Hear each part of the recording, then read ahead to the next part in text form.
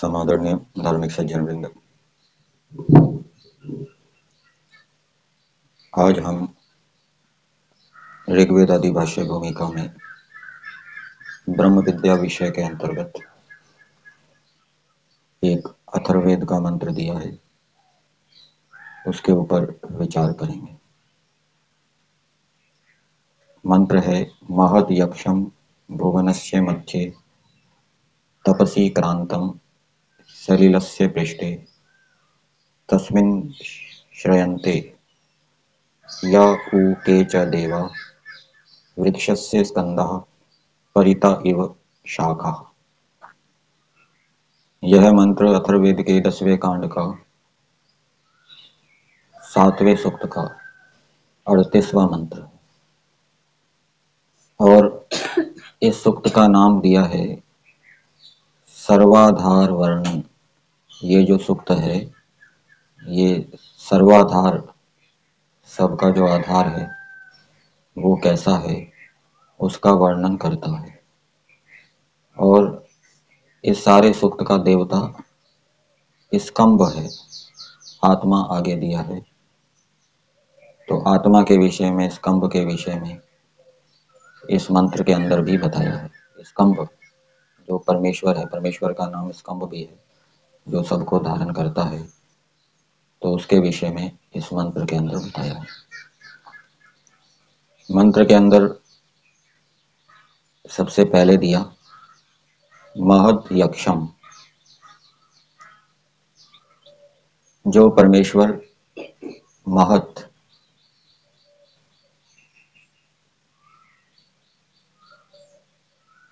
सबसे बड़ा है।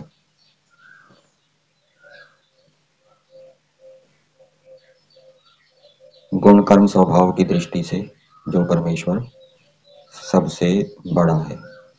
कोई भी गुण हो, उस गुण की दृष्टि से परमेश्वर बड़ा है। वैसे गुण उतनी मात्रा में किसी दूसरे में नहीं है। फिर आगे दिया है यक्षम। यक्षम का अर्थ पूज्य किया है, पूजनीय, पूज्य। तो किसके द्वारा पूज्य, किसको ईश्वर की पूजा करनी चाहिए, किसको ईश्वर का सत्कार करना चाहिए, तो अध्यार किया है सर्व मनुष्य ही, सब मनुष्यों को, केवल देवों को नहीं, योगियों को नहीं। योगियों, विद्वानों, देवों के द्वारा ईश्वर पूज्य नहीं है, सत्कार करने योग्य नहीं है। सबके द्वारा है, सब मनुष्यों के द्वारा। और पशु पक्षियों के द्वारा भी पूज्य नहीं है। केवल जो मनुष्य जाति है, मनुष्य जाति को ईश्वर की पूजा करनी चाहिए, ईश्वर का सत्कार करना चाहिए। क्योंकि ये जो मनुष्य जन्म है ये एक अवसर है। इस मनुष्य जन्म के माध्यम से जीवात्मा जन्म मरण के चक्कर से छूट सकता है, अपनी उन्नति कर सकता है, प्रगति कर सकता है, मोक्ष की ओर बढ़ सकता है। दूसरी योनियों में उन्नति प्रगति करने का अवसर नहीं है। तो सब मनुष्यों को अपनी उन्नति प्रगति करने के लिए और स्थायी सुख की प्राप्ति के लिए ईश्वर की पूजा करनी चाहिए, ईश्वर का सत्कार करना चाहिए। फिर आगे बताया भुवनस्य मध्य।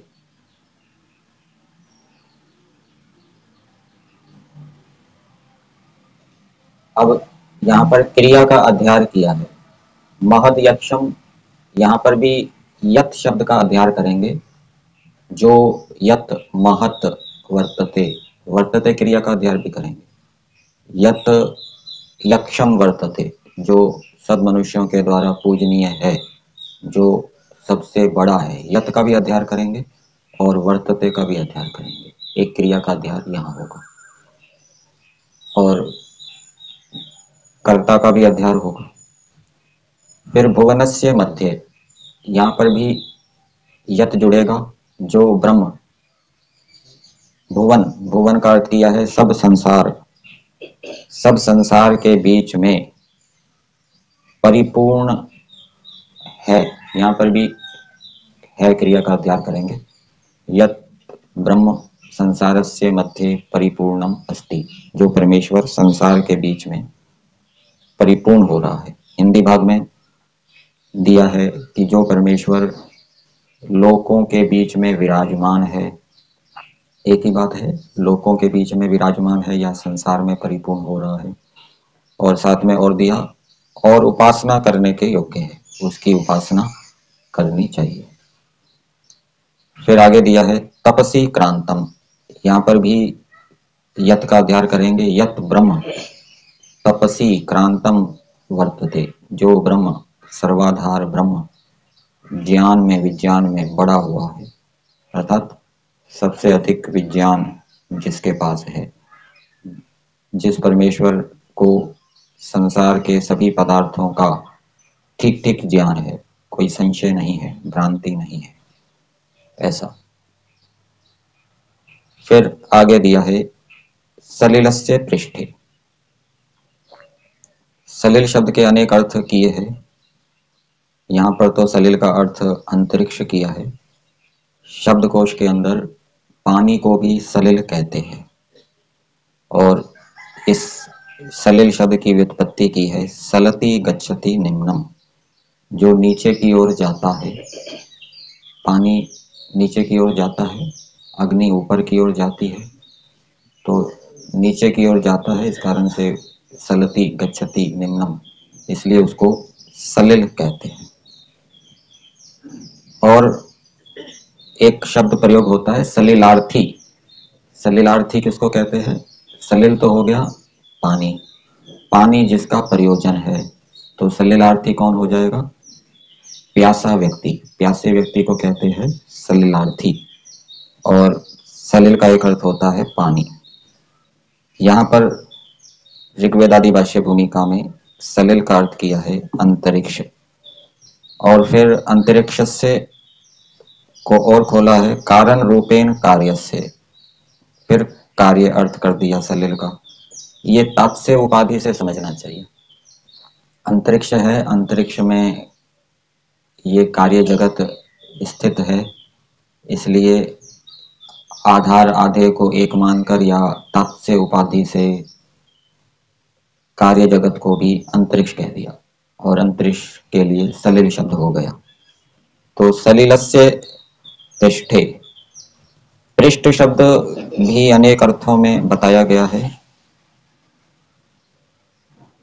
जो सतह होती है, पानी की जो सतह होती है, ऊपर की परत, उसको भी पृष्ठ कहते हैं। और पिछले हिस्से को, किसी वस्तु के पिछले हिस्से को पृष्ठ कहते हैं। और पृष्ठ शब्द पुस्तक का जो एक कागज होता है, पेज जिसको कहते हैं अंग्रेजी में, पेज के लिए भी पृष्ठ शब्द का प्रयोग होता है। किसी वस्तु का पिछला भाग उसको पृष्ठ कहते हैं, और पुस्तक का एक कागज जो कि पुस्तक से जुड़ा हुआ है उसको भी पृष्ठ कहते हैं। और पीठ, पीठ को भी पृष्ठ कहते हैं। ये पीठ भी हमारे शरीर का पिछला भाग है, किसी भी वस्तु के पिछले भाग को, पिछले हिस्से को पृष्ठ कहते हैं। और जो सतह होती है, पानी के ऊपर की सतह, उसको भी पृष्ठ कहते हैं। तो यहाँ पर पृष्ठ का अर्थ किया है पीछे, पृष्ठ का अर्थ पीछे किया है, और ये पीछे क्रिया विशेषण हो गया। और जब पिछला हिस्सा कहेंगे तो ये संज्ञा हो गई। तो एक ही शब्द संज्ञा के रूप में भी प्रयोग होता है और विशेषण के रूप में भी प्रयोग होता है। जैसे यह व्यक्ति काला है, तो ये काला विशेषण हो गया, और काले रंग के कारण उसको काला भी कह देते हैं, ओ काले इधर आ, तो वो काला जो विशेषण था वो संज्ञा के रूप में हो गया। ऐसे ही संज्ञा भी विशेषण के रूप में हो जाती है। पृष्ठ ये संज्ञा है, नाम है। किसका नाम है? जल की ऊपर की सतह का, किसी वस्तु के पिछले भाग का अथवा पीठ का ये नाम है, और ये विशेषण के रूप में हो जाएगा। तो पीछे, और जो परमेश्वर सलिलस्य पृष्ठे, यहाँ पृष्ठे का अर्थ किया है पीछे, संसार के पीछे, संसार के पश्चात, मतलब कि जब इस संसार का प्रलय हो जाता है, उस प्रलय के पश्चात भी जो स्थितम अस्ति, ये अध्ययन किया है। यत् ब्रह्म सलिलस्य पृष्ठे स्थितम अस्ति, ये वाक्य बनाएंगे। जो ब्रह्म कार्य जगत के नष्ट होने के पश्चात प्रलय काल में भी स्थित होता है, ऐसा। और पृष्ठ शब्द उनादि कोश के अंदर भी आता है। जो 5 पाठ है पाणिनि मुनि जी के, उन 5 पाठों में एक उनादि कोश भी है। तो उनादि कोश के अंदर भी पृष्ठ शब्द की व्युत्पत्ति की गई है। वो पृष्ठ धातु से की है। पर्षति सिंचति यो येन वा, तो पृष्ठ धातु का अर्थ होता है सिंचना। तो जो अथवा जिससे सिंचता है, जो सिंचता है उसको पृष्ठ कहते हैं, अथवा जिससे सिंचता है उसको पृष्ठ कहते हैं। तो ये जो हमारी पीठ है, और पीठ के अंदर जो रीढ़ की हड्डी है उसको भी पृष्ठ कहते हैं। तो पृष्ठ अस्थि, उसके लिए पृष्ठ अस्थि शब्द का प्रयोग होता है। तो वो जो रीढ़ की हड्डी है वो हमारे शरीर को सिंचती है, ऐसा समझना चाहिए। और कब सिंचेगी? जब रीढ़ की हड्डी को हम सीधा रखेंगे, झुका के नहीं रखेंगे, तब वो अच्छी प्रकार से सिंचन करेगी, शरीर का पोषण करेगी। और रीढ़ की हड्डी को जब हम झुकाएंगे तो उससे शरीर का जो पोषण है, सिंचन है, वो अच्छी प्रकार से नहीं होगा, ऐसा समझना चाहिए। फिर आगे दिया तस्मिन, ये मंत्र का देवता है स्कंभ। तो तस्मिन का मतलब क्या हो गया? उस स्कंभ परमेश्वर में। और स्कंभ का मतलब क्या हो गया? सबका आधार। तो उस सबके आधार परमेश्वर में यह ऊ के च देवा, जो ये देव हैं। अब कौन से देव हैं ये मंत्र के अंदर तो दिया नहीं। तो महर्षि दयानंद जी ने यहाँ पर इसका भाष्य किया है कि जो 33 वसु आदि देवता हैं। तो इस मंत्र का व्याख्यान में 33 देवता लिए, मंत्र में तो दिया नहीं देवता कौन से। तो व्याख्यान जो ग्रंथ है, अथर्ववेद का व्याख्यान ग्रंथ, ब्राह्मण ग्रंथ, उसको पढ़ने से पता लगेगा कि ये कौन से देव ले रहे हैं। तो उससे पता लगा कि जो वसु आदि 33 देव हैं, वसु आदि 33 देव कौन से? 8 वसु, 12 आदित्य, 11 रुद्र, एक प्रजापति और एक इंद्र। ये 33 देवता हैं। ये उस स्कंभ परमेश्वर में आश्रित हैं, उसके आधार रहते हैं। तो ये बात बताई। तो कैसे रहते हैं उसको समझाने के लिए एक दृष्टांत दिया है, उदाहरण दिया है। वृक्षस्य स्कंदः परिता एव शाखा। शाखा तो जानते ही है, शाखा किसको कहते हैं? खे शया, जो आकाश में सोती है। खा कहते हैं आकाश को, जो आकाश के अंदर सोती है उसको शाखा कहते हैं। तो और स्कंध किसको कहते हैं? तो स्कंध शब्द के भी अनेक अर्थ किए गए हैं। जो हमारे शरीर का कंधा होता है, कंधा, उसको भी स्कंध कहते हैं। शरीर को भी स्कंध कहते हैं, सारे शरीर को। और जो ये जैनी लोगों का दर्शन है, जैन दर्शन, उसके अंदर ये जो स्कंद शब्द है ये विषय अर्थ में मिलता है। जैसे रूप स्कंद, गंध स्कंद, शब्द स्कंद, रूप विषय, गंध विषय। तो ज्ञानेंद्रियों के जो 5 विषय हैं उनको भी स्कंद कहते हैं। और जो लड़ाई होती है, संग्राम, उसको भी स्कंद कहते हैं। और वृक्ष का जो तना होता है वृक्ष के तने को भी स्कंद कहते हैं। तो शाखाएं किसके ऊपर आश्रित होती है? वृक्ष के तने के ऊपर। जो ये वाला तना नहीं, जो भूमि के साथ जुड़ा होता है, उसमें तो इतनी शाखाएं नहीं होती। जो ऊपर जो ऊपर जो तने निकलते हैं इस आधारभूत तने से, उसके ऊपर अनेक शाखाएं क्या है, फूटती है, निकलती है। तो ये स्कंद शब्द की व्युत्पत्ति कैसे हुई? तो इसकी व्युत्पत्ति की गई है, ये स्कंद धातु से है। स्कंद धातु का अर्थ होता है, स्कंद धातु का अर्थ किया है चढ़ना। तो आरुयते असौ सुखेन, क्योंकि ये जो तना है ये शाखा के द्वारा सुखपूर्वक चढ़ा जाता है। शाखा इस पर सुखपूर्वक चढ़ जाती है, इसलिए इसको स्कंद कहते हैं। तो स्कंदः परितः एव शाखः, जैसे संस्कृत भाग में अर्थ दिया है, वृक्षस्य स्कंधे, वृक्ष के तने में, परितः, परितः का अर्थ खोल दिया सर्वतः, सब और, लग्ना शाखा एव, सब और शाखाएं लगी होती है। तो तने में शाखाएं सब और लगी होती है या ऊपर की ओर लगी होती है? तने में जो शाखाएं हैं सब और लगी होती है, नीचे भी होती है, ऊपर भी होती है। तो ऐसा जो तना है, तो जैसे तने में सब ओर से शाखाएं लगी होती है या उसके आधार रहती है, वैसे ही ये वसु आदि जो 33 देव हैं, ये परमेश्वर के आधार रहते हैं। इसको इस रूप में समझ सकते हैं, जैसे शाखाएं तने से पोषण प्राप्त करती है, पुष्टि प्राप्त करती है, इसी प्रकार से ये सभी जगत जो है वो ईश्वर से शक्ति प्राप्त करके अपने अपने कार्यों को करता है। जितने भी देव हैं वो ईश्वर से शक्ति प्राप्त करके अपने अपने कार्यों को करते हैं। तो जितने भी देव हैं उनके अंदर जो दिव्य गुण हैं उनको किसने स्थापित किया, उत्पन्न किया? परमेश्वर ने उत्पन्न किया।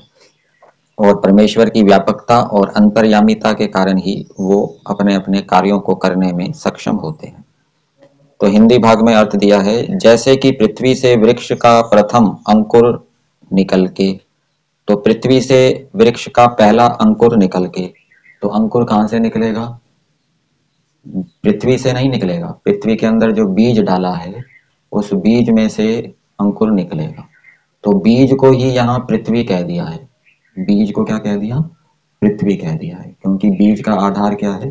पृथ्वी।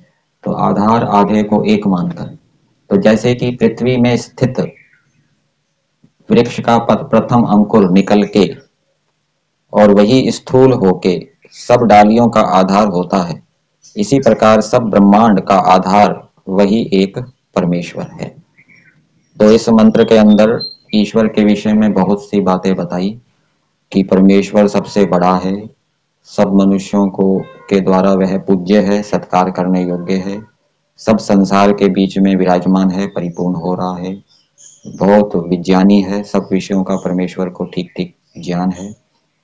और जो परमेश्वर प्रलय के समय भी, जब सृष्टि नहीं होती, सृष्टि का कारण प्रकृति रहती है केवल, उस समय भी जो स्थित होता है।